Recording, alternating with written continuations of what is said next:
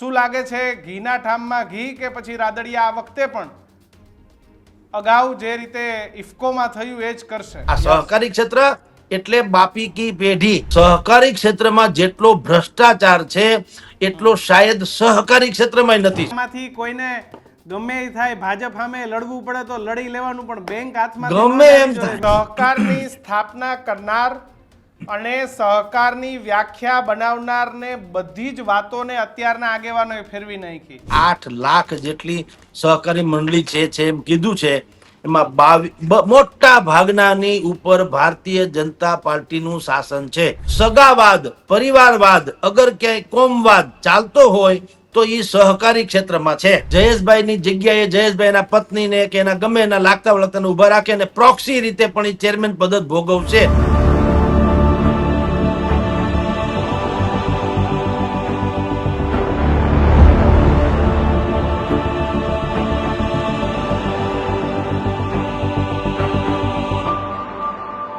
નમસ્કાર. આજની ચર્ચા એ સૌરાષ્ટ્રના દિગ્ગજ પાટીદાર નેતા જયેશ રાદડિયા પર.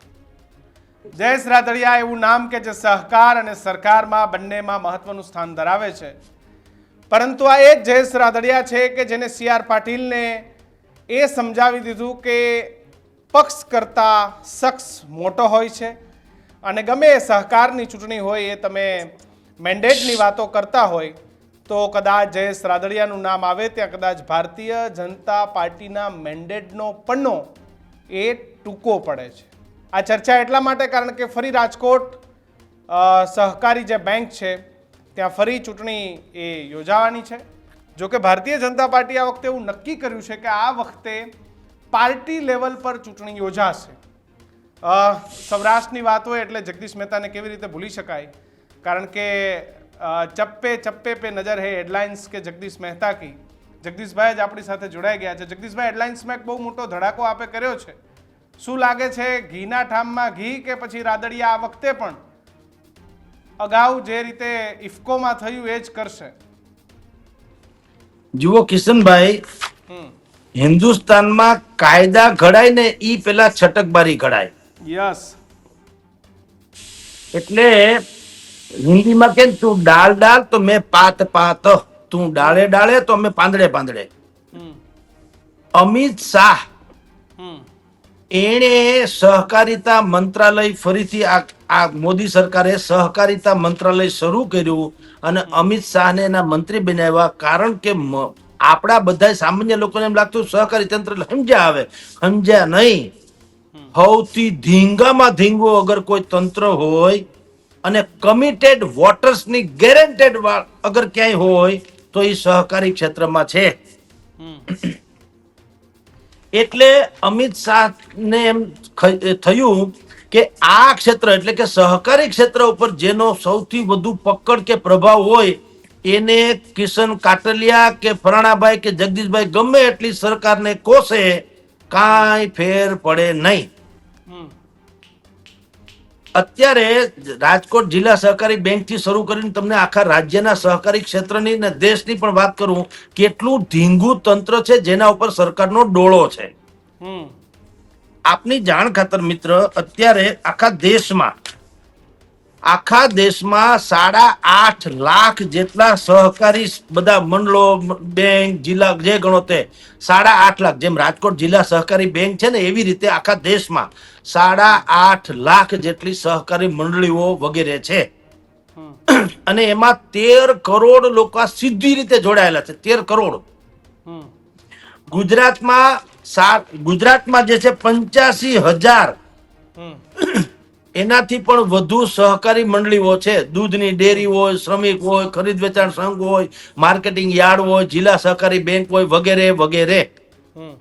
કેટલી? 85,000. યસ.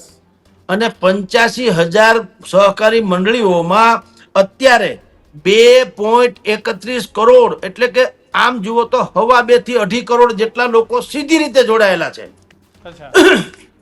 અને એમાં શું હોય, લોન લીધી હોય ને એમાંથી બધું હાલતું હોય, સહાય લીધી હોય ને એવું.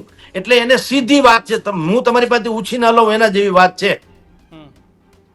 અને આઉટ ઓફ વે જઈને લોન આપવામાં આવી હોય. આ સહકારી ક્ષેત્ર એટલે બાપી કી પેઢી. કૌભાંડ એમાં કરવા જે- માટેનો સીધો રસ્તો જગદીશભાઈ, બિલકુલ જ્યાં બિલકુલ કૌભાંડ કરવું હોય, જ્યાં પૈસાની હેરફેર કરવી હોય, ક્યાંક સહકારના નામે પૈસા બતાવવા, એનો બેસ્ટ રસ્તો તમારી પાસે બેંકો હોય, આ હોય, એપીએમસીઓ હોય, એટલે તમને મજા. તમારી જાણ ખાતર કિશનભાઈ, જ્યારે નોટબંધી થઈ હમ ત્યારે સૌથી વધુ કાળું નાણું અરબો ખરબોનું કહું છું, હમ ઈ જે હેરફેર થઈ સહકારી ક્ષેત્રમાં થઈ. યસ હવે બાકીના ભ્રષ્ટાચાર તમને કહું, તમે ગૂગલમાં કોઈએ પણ સર્ચ કરી લેવાની છૂટ. સહકારી ક્ષેત્રમાં જેટલો ભ્રષ્ટાચાર છે એટલો શાયદ સહકારી ક્ષેત્રમાં નથી. શું કામ? સહકારી ક્ષેત્રમાં તો ગમે તેમ તો પણ એની જવાબદેહી નક્કી થાય છે વાયા મીડિયા. પણ યસ સહકારી ક્ષેત્રમાં જવાબદેહી નક્કી ન થાય. બોલે સો નિહાલ, સત શ્રી અકાલ. બોલો.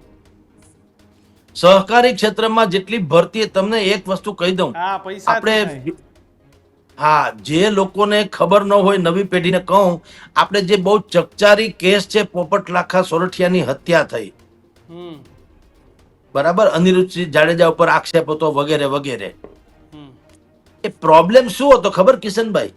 પ્રોબ્લેમ એ હતો કે સહકારી ક્ષેત્રમાં નોકરી માટે થઈને જ્યારે કોઈ ઇતર વર્ગના લોકો જતા, ત્યારે એમ કહેવાય છે, અખબારોમાં આવેલી વાત છે, મીડિયામાં આવેલી વાત છે, કે પોપટ લાખા સોરઠિયાથી માંડીને વલ્લભભાઈ જેની પણ હત્યા થઈ આપણે જાણીએ છીએ, તો એમ કહેવામાં આવતું કે તમારે જો સહકારી ક્ષેત્રમાં નોકરી જોતી હોય તો પટલાણીના પેટે જન્મ લેવો પડે.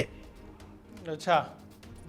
એનો અર્થ તમે વિચાર કરો કે કેટલી બધું આધિપત્ય હાલતું હશે, નીતિ નિયમને કેટલા દરકિનાર કરવામાં આવતા હશે, કે આટલી હદે લોકોને કહેવામાં આવતું હતું કે તમે પટેલના પેટે અવતાર લીધો હોય ને તો તમને નોકરી મળે, બાકી રહેવા દો એમ. એમાં આ બધા ડખા જે અત્યારે લોહિયાળ ઇતિહાસ આપણે તમે વાંચીએ છીએ કે ભાઈ શું પ્રોબ્લેમ, તો આ મૂળ ન્યાથી શરૂ થાય છે સહકારી. અને સહકારી ક્ષેત્ર એટલે મેં કીધું ધીંગું, એટલે કેવું ધીંગું ખબર? જેને ખબર ન હોય એના માટે થોડી કહી દઉં. દાખલા તરીકે હું નાનેથી મોટા, તળિયાથી નળિયા સુધીની એક એક એક્ઝામ્પલ આપી દઉં, એટલે આપણા શ્રોતાઓને ખબર પડે કે આ તંત્ર કેટલું ધીંગું છે. હમ દાખલા તરીકે રાજકોટ સહકારી બેંક, એક દાખલો આપું છું, નાનામાં નાની વાત કરું છું. રમણીકભાઈ ધામી એના ચેરમેન હતા, જેને સ્થાપના કરેલી. ઓકે,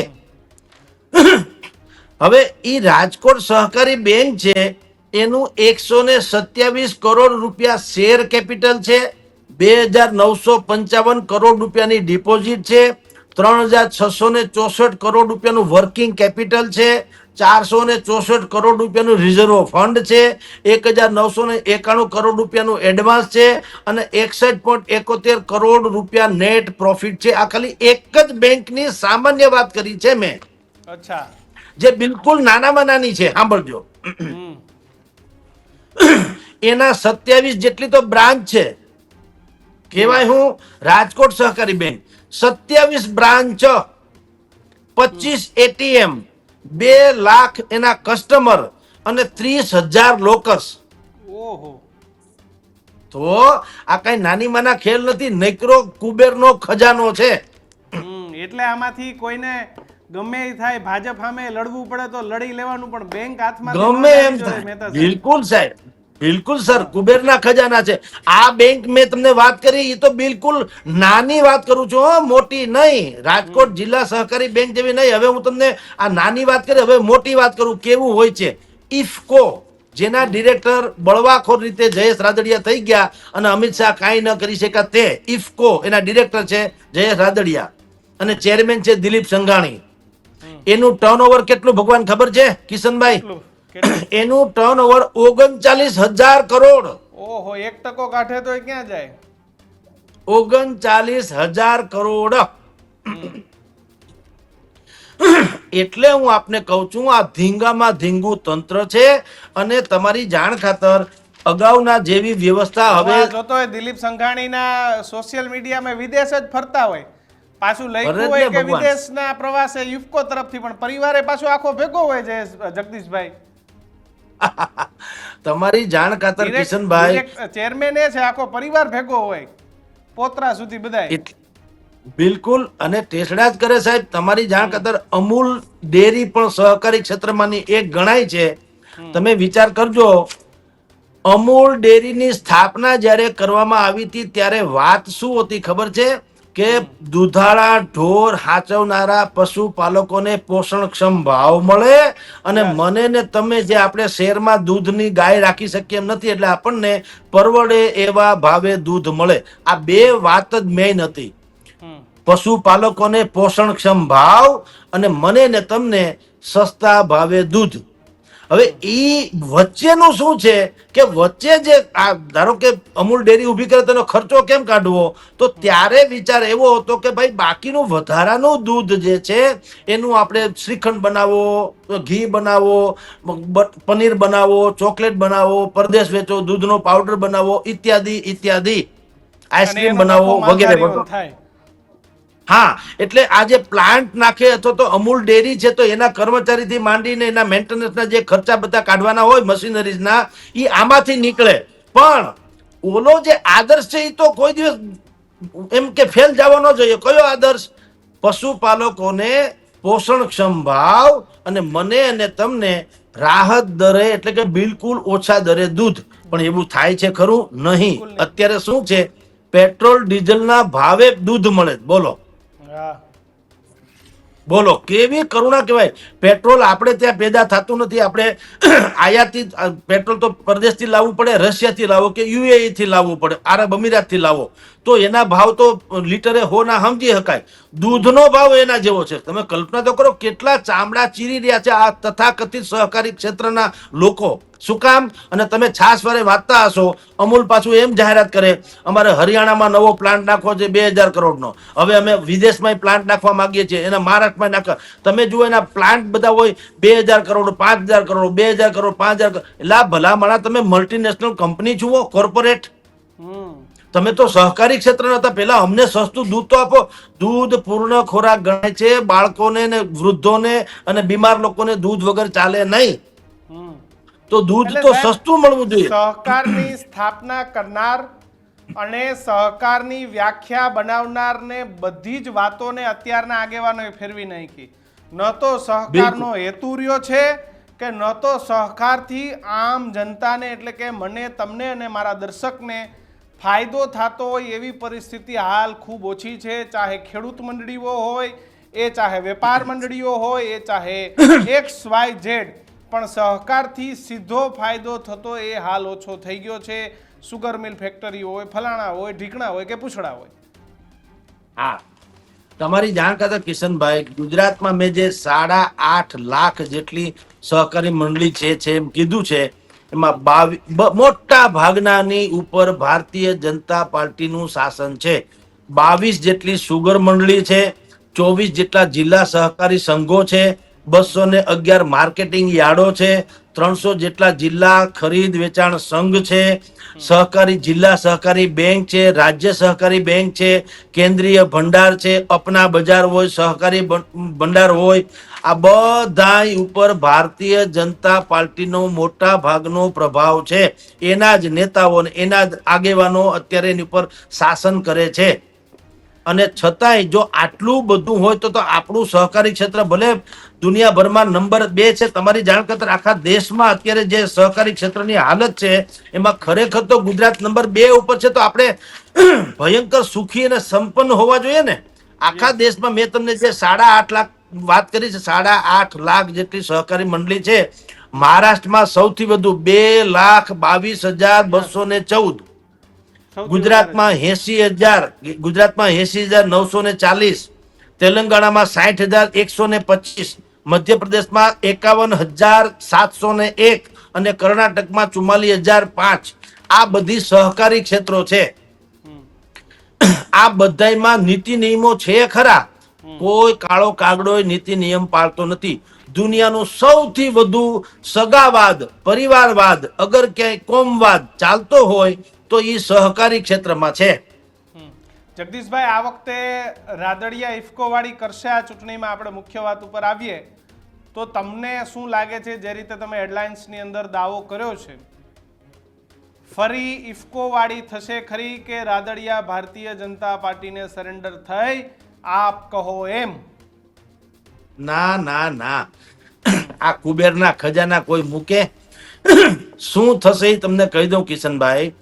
નવો નિયમ એવો સરકારે બહાર પાડ્યો કે 2 ટર્મથી જે લોકો ચેરમેન હોય એ ચૂંટણી લડી શકે નહીં. એને બ્રેક આપવાનો. તમે જે બ્રેકિંગ ન્યૂઝ કરો છો ને એમ બ્રેકિંગ ન્યૂઝ, બરાબર? અચ્છા. કે 2 ટર્મ સુધી લડ્યા હોય, ચૂંટણીમાં ચેરમેન રહ્યા હોય, એ હવે લડી શકે નહીં. થાકી ગયા પણ હોય તમારી તો પોરો જાણ ખાઈ લે એમ. થાકી ગયા હોય ને ના ના, પણ તોય હા, કુબેરના ભંડારનું ધ્યાન રાખીને થાકી ગયા હોય મહેતા સાહેબ. અવડો મોટો ભંડારનું ધ્યાન તો રાખવું એટલે કે હવે તમે થોડોક આરામ કરો, તમે થાકી ગયા છો. જી જી જી, પણ એમાં વ્યવસ્થા થશે તમારી જાણ ખાતર. કે ઓલા કહે ને કે ભાઈ તું નહીં તો તારો ફોટો પણ ચાલશે, એ જે ગીત છે ને એના જેવું છે, એના જેવું છે. જયેશભાઈ નહીં તો એના પત્ની ઉભા રહે.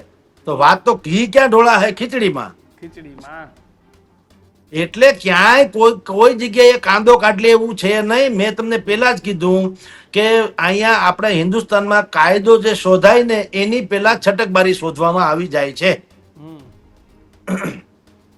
એટલે જયેશભાઈ સરેન્ડર નહીં થાય.